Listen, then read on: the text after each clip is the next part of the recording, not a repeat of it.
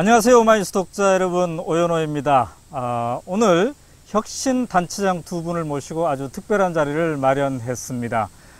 박우량 신안군수님, 그리고 민형배 광주광역시 광산구청장님 두 분 모시고 어떻게 지방자치단체가 혁신적인 정책을 실천하고 있는지 알아보도록 하겠습니다. 안녕하세요. 안녕하세요. 안녕하세요. 안녕하세요. 네, 두 분 반갑습니다. 네.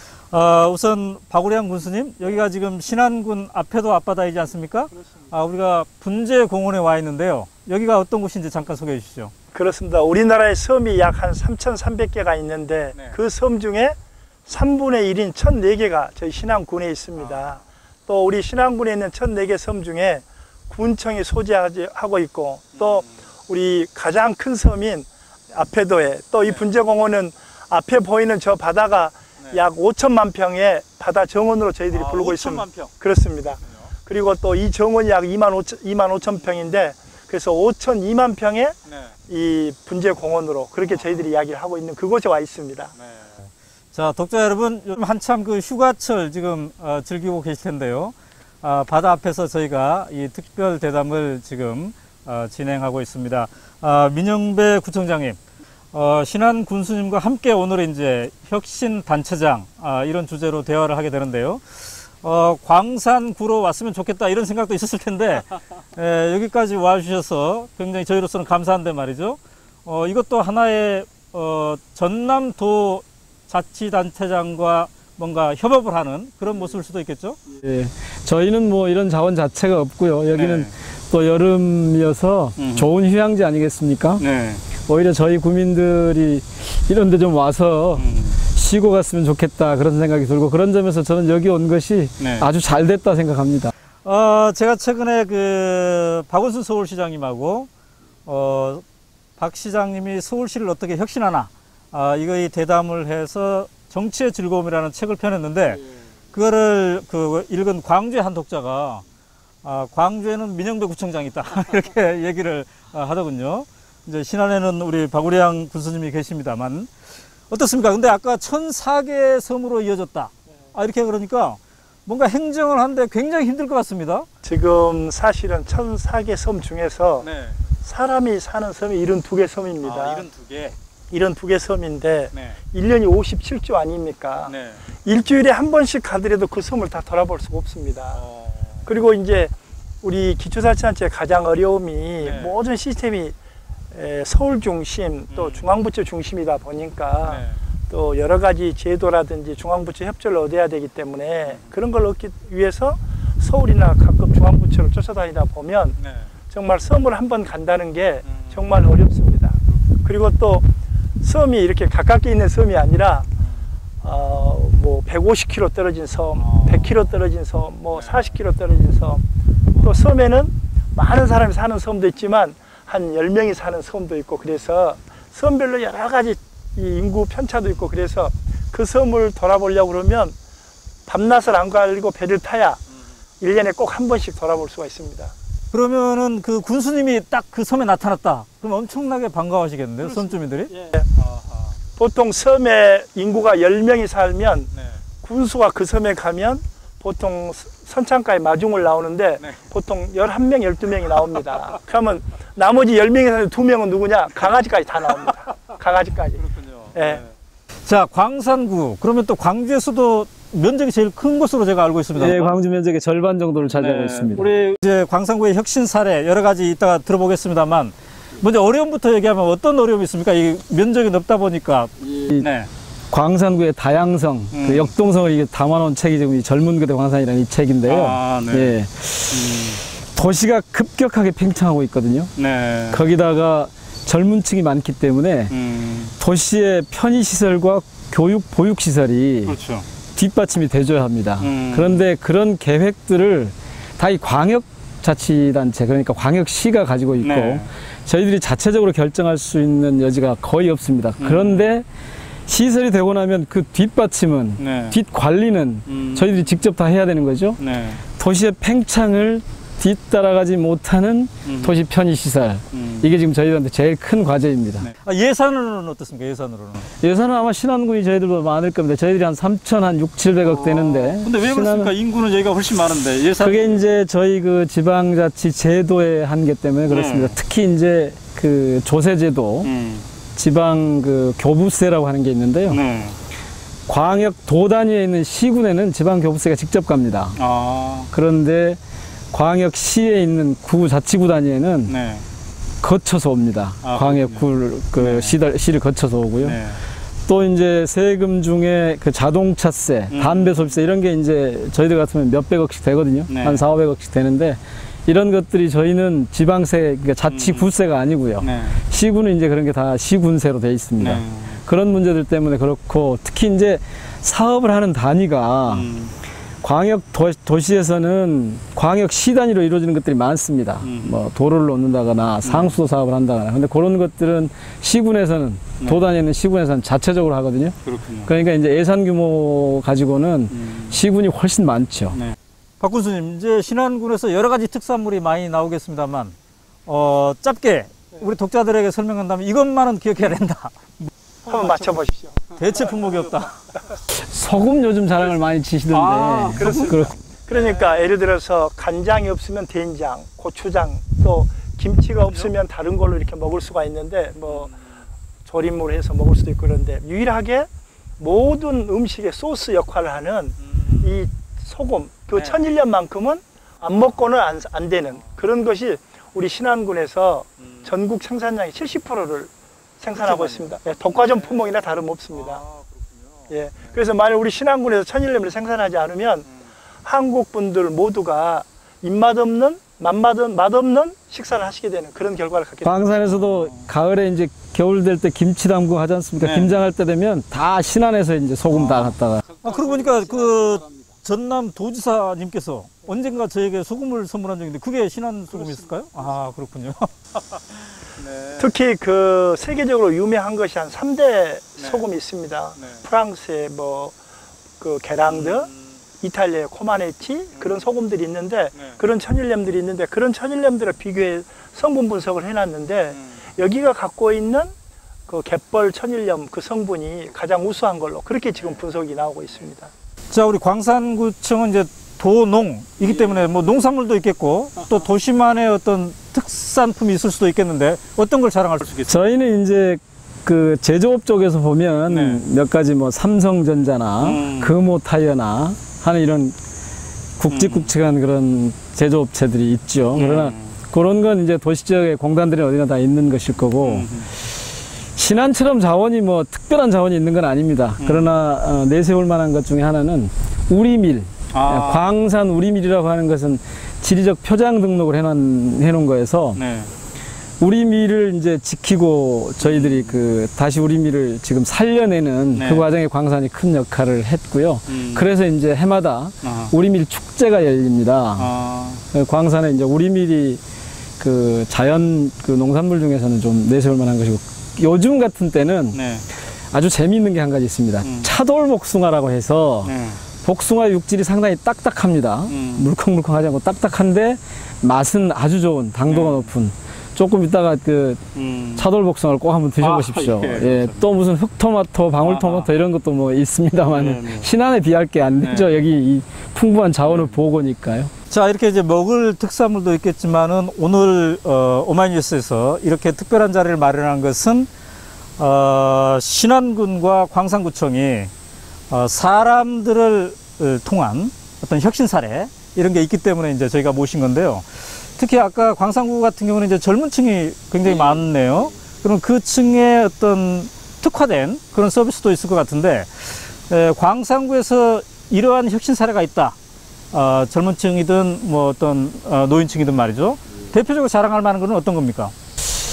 예, 저희들이 이 지금 말씀하신 젊은 인구, 네. 젊은 인구를 보면 제일 이분들한테 필요한 게 보육과 교육이고, 그 다음에 이제 저희 광산구가 젊은 인구가 많을 뿐만 아니라 네. 아파트에 거주하는 인구 비율이 전국의 기초지자체에서 또 제일 높습니다. 서울이나 무슨 대구 쪽에 있는 게 아니고 네. 광산구가 아파트 거주 비율이 제일 높아요. 네, 네. 그 말은 무슨 말이냐면 아파트가 어떻게 공동체적 예전으로 치면 마을 같은 것을 만들고 살 수 있을 거냐, 이루고 살 수 있을 거냐, 즉 사람들하고 사람들 사이의 관계를 원만하게 평화롭게 가져갈 수 있을 것이냐가 과제입니다. 그러니까 하나는 아이들을 잘 키우는, 그리고 또 하나는 젊은 사람들이 서로 소통하면서 도시 생활을 즐겁게 할 수 있는 이제 이런 과제가 주어지는데, 거기에 따라서 저희들이 보육, 그 다음에 지역 아동센터 이런 쪽에 특화해서 각종 거점들을 이렇게 만들어가고 있는 중이고요. 네. 특히 이제 아파트 공동체를 좀 형성하기 위해서 아파트 단지마다 네. 작은 도서관 같은 걸 만들어서 그곳이 문화사랑방 기능을 하도록 하는 그런 쪽으로 이제 좀 가고 있습니다. 그렇군요. 거기서는 어차피 생산 영역보다는 문화든 다른 무엇이든 소비하는 영역에 초점을 맞출 수밖에 없고, 그렇게 되면 그 핵심은 사람들이 그 소비를 네. 아주 효과적으로 그리고 즐겁게 할 수 있도록 해야 되는데, 거기에 이제 문화까지 포함이 되는 거죠. 네. 그런 초점을 맞춰서 해나가고 네. 있습니다. 지금 구청장님 이제 초선이시죠? 그렇습니다. 네. 이제 막 시작하고 있는 겁니다. 우리 군수님은 이제 재선이시기 때문에 보다 이제 많은 경험을 갖고 계실 듯 합니다만, 아까 천일염 자랑했습니다. 근데 신안군에서 그동안 혁신적으로 만든 정책 중에 가장 첫 번째로 좀 자랑하고 싶은 게 있다면 어떤 겁니까? 그렇습니다. 섬이다 보니까 오고 가는 교통편이 제일 힘듭니다. 네. 그래서 사실은 교통이 소득이고, 네. 교통이 복지고, 교통이 삶의 질을 향상시키는 그런 문제가 되고 있습니다. 네. 아마 우리나라에서 바람 불어서 갈 수 없는 곳이 있다고 한다면 그건 섬입니다. 또 안개가 끼어서 못 갈 수 있는 곳이 있다고 한다면 그건 섬입니다. 네. 그렇게 이제 교통의 불편이 있어서 아마 전국적으로 지금 도시 지역에서 하고 있는 게 지금 준공영 버스제를 하고 있습니다. 네. 그런데 우리는 농어촌 지역인데 전국 최초로 완전한 공영 버스제를 정착을 시켰습니다. 약 5년간에 걸쳐서. 아마 지금 도시 문제의 가장 어려운 부분이 지금 준공영 버스제를 운영하면서 기하급수적으로 지방자치단체 재정 부담이 늘어나고 있는데, 아마 대표적인 모델 케이스가 아닌가 그렇게 생각을 합니다. 그럼 이게 최초인가요? 전국 최초입니다. 그래서 많은 자치단체에서 네. 지금 광역이든 기초든 여기 와서 지금 벤치마킹을 해가는데, 네. 우리가 이제 그것이 아마 대표적인 혁신 사례가 아닌가 생각을 합니다. 어떻게 됐냐 하면 1차적으로 정부를 설득해서 법에 규제되어 있는 100년 동안 섬에는 밤에 배가 못 다니게 됐습니다. 네. 정부를 설득하고 아하. 의원들하고 같이 협력을 해서 야간에도 배가 다니는 섬을 만들어냈습니다. 그러니까 섬에 계신 분들이 지금까지는 이렇게 날씨가 좋고 또 여름철 같이 해가 지는 시간이 길어질 때 섬에 들어갈 수 없이 육지나 외출에 나왔다가 못 들어가게 되니까 엄청난 불편이 있지 않겠습니까? 불필요한 숙박비, 식비, 또 일을 못하게 되는 기회비용, 그런 걸 생각하면 엄청난 불편이었는데, 이제 밤에 섬에 배가 다님으로써 주민들이 획기적으로 달라졌고, 또 많은 도서지역을 관할하는 자치단체에서도 저희들이 중앙정부를 설득해서 법을 개정했는데 그에 맞춰서 우리 모델을 가지고 밤에 배가 다니는 섬을 만들어내고 있고, 또 밤에 배가 다니다 보니까 그 다음 문제가 오는 것이 바로 대중교통 문제입니다. 밤에 배가 섬에 오더라도 택시를 타고 간 비용이 너무 많은데 버스가 운행해 줘야 되는데, 민간 버스 회사에서 엄청난 예산을 요구해서 군 단위에서는 도저히 감당이 어려울 정도로 일시에 요구해서 그렇게 한다면 어떤 방법이 있겠느냐. 그래서 저희들이 5년 동안 14개 버스 회사를 다 사들였습니다. 버스 민간업자하고 협의를 해서. 근데 현재 지금 보니까 전국에서 운영하는, 우리가 지금 한 40대를 운영하는데 그 운행하는 비용으로 봤을 때, 자치단체 지원하는 걸로 봤을 때 비용은 저희들이 한 30%를 절감하고 이용 객수는 한 4배가 더 많아지는. 그러니까 저희 신안군에서는 65세 이상 어르신네들은 무료고 공짜로 100번을 타든 10번을 타든 공짜로 하고 있어서 도서민들이 가장 어려워하는 교통 문제가, 그러니까 비용이 더 들지 않으면서도 그렇습니다. 국민들이 서비스를 더 즐길 수 있고. 예. 네, 그렇군요. 이렇게 역시 발상을 바꾸면은 혁신이 나오게 되는데, 광산구도 제가 그 청소 업무 담당하신 분들을 직영으로 이렇게 했다고 하시던데, 아마도 이게 정확한지 모르겠습니다만 광산구청 직원들을 비정규직 직원들을 정규직으로 최초로 이렇게 했다고. 예, 맞습니까? 그러니까 이제 저희 구가 광산구로는 제일 먼저 그 사람 중심으로 간다라고 했을 때 그 네. 정규직으로 일하고 있는 공무원들과 그렇지 않은 비공무원들인데 일은 같이 공무 서비스를 한단 말입니다. 네. 공무 노동을 하지요. 와서 보니까 이제 그런 문제가 아주 큰 격차가 있어서 제일 먼저 사실 접근했던 게 그 네. 비정규직을 어떻게 정규직으로 할 것인가 해서 2011년 초부터 이미 이제 그 문제를 풀어서 광산구에는 일단 비정규직이 없습니다. 아. 일정한 기간과 요건이 되면 정규직으로 다 전환을 하는데 근래에는 이제 그런 문제와 연관해서 저희들이 그 협동조합 네. 기본법이 작년 12월 1일부터 시행이 됐지 않습니까? 한 그 청소 영역업체가 네. 치운 만큼 비용을 저희들이 지급하는 톤당 단가제라고 하는 그런 이제 네. 방식으로 제도로 청소 영역업체가 저희 일정 부분의 청소를 맡아서 하고 있었습니다. 생활 쓰레기를 치우는 그런 분들이었는데 하도 이제 상황이 어려워져서 뭐 노사 간의 문제도 좀 있고 그랬던 모양입니다. 반납을 했어요, 저희들에게. 네. 저희들은 당장 청소는 계속되어야 하고 이 문제를 어떻게 풀어갈 것인가 다시 공고를 내서 업자를 이제 등록을 받아서 입찰을 붙여서 하게 되면 최소한 몇 달이 걸리게 되는데 네. 문제는 그런 상태에서 누가 그걸 하려고 하지 않고 특히 이제 거기 청소 노동자들이 고용 승계 문제가 가장 중요한 문제로 등장을 했죠. 그렇죠. 그래서 어떤 방법이 좋겠느냐 했는데 마치 그때 이제 협동조합 기본법이 시행이 돼서 좋다 그러면 공무노동 영역에 협동조합을 한번 도입해보면 어떻겠느냐 했는데 다행히 이제 그 노조 하시는 분들이 그걸 받아들였어요. 해놓으니까 어떤 상황이 벌어졌냐면 임금이 네. 기존의 위탁업체, 수탁업체가 운영을 해서 지급하던 임금보다 근래 이제 한 서너 달 지나서 정산을 해보니까 임금 수준이 27%가 올랐어요. 네. 똑같은 노동을 하는데. 그래서 이제 그거는 공공부문의 이 협동조합 방식을 통한 네. 이 고용 방식, 그 다음에 이 공무 서비스 공공 서비스 제공 방식 이런 것들이 상당히 효과적이구나. 네.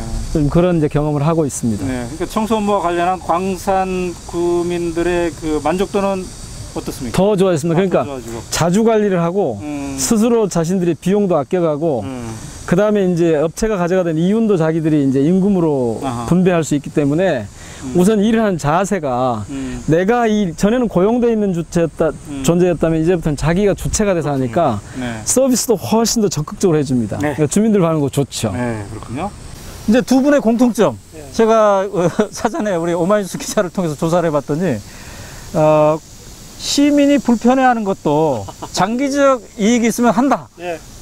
이런다는 거죠. 그래서 신안군의 대표적으로는 환경을 굉장히 강조하고 그러다 보니까 이 군민들이 불편해할 수 있는 것도 이 뚝심을 가지고 박 군수님께서 추진한다 그러던데 어떤 사례가 있습니까? 환경 문제로 이렇게. 우리 이제 관내에 옛날에는 그러지 않았는데 최근 들어서 이제 경관이 좋은 곳에 도시의 고소득자들이 거기다가 전원주택 또는 별장 같은 것을 지으려고 들어옵니다. 그런데 섬이라고 하는 특성이 그 생육 환경이 굉장히 열악합니다. 한번 훼손하면 복원이 거의 불가능할 정도로 어렵습니다. 그러니까 육지 같은 데는 훼손을 하더라도 이 토심이 깊으니까 금방 회복력이 있는데 섬은 바위 위에 15cm 내지 20cm, 30cm 흙이 붙어 있는 형상입니다. 그리고 그게 이제 산이고 그러다 보니까 아까 이런 분재원도 이제 출발한 것이 육지에서는 100년만큼 자랄 나무가 섬에서는 그것이 10년 정도밖에 안 자라게 돼서 그것이 분재 형태로 이렇게 형상화돼서 이제 그걸 자원으로 해서 이런 공원을 만들었는데 마찬가지로 그렇게 이제 자연 환경을 파괴하면 그게 이제 그 회복이 거의 불가능할 정도로 되기 때문에 그래서 저희들이 이제 외위에서 인구가 과소화되니까 많이 받아주고는 싶지요. 그리고 또 받자고 다 그렇게 원하고 있고 그러지만 저희들로 봐서는 50년, 100년을 내다보면 그렇게 자연을 훼손하면서까지 그 외부 사람들을 유치할 또 편의를 제공할 할 필요가 있겠느냐. 저는 돌아간 사람이 없을 거라고 했는데 네. 거기까지 오신 분이 돈 2,000원 때문에 돌아가신 분은 없더라고요. 그렇죠. 그래서 네. 이제 봉투를 하나씩, 쓰레기 봉투 하나씩 줍니다. 아하. 쓰레기가 월 150톤 나왔던 것이 100톤으로 이렇게 줄어들었습니다. 그렇군요. 그러니까 당장 우리가 지금 불편하더라도 미래 세대를 위해서 또 길게 봐서 우리의 자연을 위해서는 그런 것들을 해야 되는데, 이제 구청장님께서는 그 사람 문제, 인재를 어떻게 쓸 것인가, 이 문제에 대해서 상당히 혁신적으로 지금까지 접근을 해왔다, 이런 평가를 받고 있는데 말이죠. 근데 그 중에서도 이제 외부에서 전문가들, 시민단체나 어떤 사회적 전문가들을 구청 안으로 이렇게 모셔가지고 혁신 정책을 펴가셨는데, 근데 이러다 보면은 주민들이야 뭐 좋을 수 있겠지만은 공무원들이 상당히 불편할 수도 있겠습니다. 근데 그런 문제를 어떻게 해소를 해 가시나요? 그 처음에는 네. 그러니까 기존의 그 관행으로 보면 그렇게 받아들일 수가 있습니다. 네. 문제는 이분들이 들어와서 네. 공직사회 전체의 조직 역량을 강화하는 데 도움이 되느냐 그렇지 않느냐, 네. 이게 이제 판단 기준이 되는 것 같습니다. 저희는 이제 도시가 팽창하다 보니까 공무원 정원이 점점 늘어나는 과정이거든요. 네. 늘어나는, 그러니까 정원이 증가하는 과정의 일부를 그렇게 하는 것이기 때문에요. 이분들이 들어와서 성과를 내고 조직 역량을 강화시켜주는 쪽으로 작동을 하면 네. 아예 뭐 그런 걱정이 초기에 이제 염려가 좀 없지 않았지만 괜찮았습니다. 그리고 공직사회에서도 오히려 지금은 뭐, 야, 우리한테 좀 도움이 되고 또 심지어는 공부도 한다, 공부도 된다, 이렇게 해서 그런 저항은 크지 않았습니다. 그런데 말이죠. 지금 이제 군수님 말씀하셨습니다만 그 꼼꼼함이 굉장히 닮아 있어요, 다들. 그러니까 혁신 시장들은 꼼꼼하다. 꼼꼼한 면도 있다. 큰 틀에서도 보지만. 그래서 어찌 보면은 이 쫀쫀한 것에서 진보가 나오고 혁신이 나온다, 이런 생각도 드는데요. 그러면 왜 민영배 구청장은 이것이 가능하게 되었을까? 전에 뭐 청와대에도 근무해 보셨잖아요. 그리고 뭐 기자로서도 근무해보고 이런 게 있는데, 어떤 그동안의 어떤 여러 가지 경험 중에 무엇이 이렇게 다른 지자체장들보다 더 앞서서 이런 혁신적인 사례, 뭐 최초의 협동조합을 만들어 본다든지, 비정규직을 정규직으로 해본다든지, 또 복지의 사각지대에 있는 사람들을 복지를 걱정을 덜어준다든지, 어디에서 그런 그 에너지가 어디에서 나온 것 같습니까? 그 지금 그렇게 말씀하시니까 좀 부끄럽습니다. 좀 부끄러운데요. 저는 지금 말씀하신 그 꼼꼼함이라고 한 거 있지 않습니까? 네. 이게 이제 저는 자치의 출발이라고 봅니다. 그러니까 우리가 지방자치 민주주의 얘기를 하는데 저는 자치가 진보다라는 표현을 합니다. 자치가 진보다라는 이야기를 자주 하는데 무슨 뜻이냐면은 그동안 우리 사회는 국가 중심적인, 그래서 국가가 국민들을 지배하고 통치하고 심지어는 억압하던 그런 체제로부터 점점 국민들이 진짜로 자기 삶의 주인으로 되어가는 그런 이제 과정에 있다고 본다면 그것의 진짜 출발은 어디인가? 인간을 조금 더 자유롭게 하고 인간에게 그런 주체적인 삶을 가능하게 하도록 하는 그 출발은 뭐니까 제도적으로 봤을 때 그건 전 자치라고 봤습니다. 그래서 저는 사실 저희 공직자들에게도 이제 공무원 이전에 하던 관리 행정을 통해서 관리하려고 하는 것은 3분의 1만 하라고 합니다. 3분의 1은 정치인들 하듯이 해라. 그런데 말이죠. 그런 모든 것들을 이제 다 잘하려면은 우선 이 선장인 구청장님이 먼저 이제 즐거워야 될 것 같은데, 지금 이제 3년간 이렇게 해보면서 어떻습니까? 이 업무의 중압감이 좀 있을 듯 한데 매일매일 좀 즐기고 있습니까? 그러니까 육체의 피로, 그러나 영혼의 자유, 기쁨. 그런 건 왜 그러냐면 말씀드린 대로 우리가 생각하는 그 신념이랄까 가치체계랄까 이것이 보편적으로 이제 적용될 수 있다고 보는 그런 가치체계, 이런 것들이 조금씩 사람들이 스스로 풀어나가고 국민들이 스스로 참여해서 자기 문제를 풀어가고 이렇게 하는 이런 과정에서 재밌는 거죠. 그래서 지금 조금 전에 말씀드리다 말았는데 저는 공무원들에게 정치인들이 뭐냐, 사람들의 관계를 좀 평화롭게 만들어주는 것이다. 싸움 나면 가서 말리고 많이 있는 곳에서는 좀 갔다가 좀 작은 곳으로 좀 해주고 잘 되는 곳은 더 부양해주고 잘 못 되는 곳은 좀 뒷받침해주고 이런 거 하고, 그 다음에 3분의 1은 시민운동 하듯이 하라고 합니다. 시민운동 누가 시켜가지고 돈 많이 받고 하는 거 아니지 않습니까? 자발적으로 자기가 생각하는 문제의식 때문에 그 문제를 풀어가기 위해서 한단 말이죠. 그래서 저는 공무원들을 공무원이라고 이제 잘 안 부릅니다. 공무활동가. 아, 공무활동가. 공무활동가가 돼야 한다. 시민활동가 이것처럼. 그렇죠. 그렇게 해서 이전에 그 관리하려고 하는 이런 체계로부터 네. 주민들이 스스로 자기 문제를 풀어나갈 수 있도록 자꾸 북돋고 고양하는 쪽으로 가자. 막 그 지자체장 시작하면서부터 네. 공직자들에게 제발 쉬라고 했습니다. 그런 제도도 여러 가지 만들었습니다. 안식휴가제 해서 안식휴가제. 그럼 뭔가요? 10년 이상 일한 공무원들에게는 네. 한 달간 쉬게 해줍니다. 오마이슨 2달간 쉬게 하는데. 그러니까 이게 이제 그 정부 영역이 그 대목에서 제일 늦습니다. 이미 뭐 대기업들은 뭐 실현을 하고 있습니까 지금? 하고 있습니다. 아, 호응이 좋습니다. 광산구가 좋은 거네요. 어떻습니까 우리 군수님? 네, 재선인데 네, 사실 모든 일 처음 할 때는 막 가슴이 뛰고 그러는데 이제 서서히 뭐 하다 보면은 좀 약간 무뎌질 때도 있지 않습니까? 근데 우리 군수님은 매일 아침 군청에 출근하면서 발걸음이 좀 가슴이 뜁니까? 어떻습니까?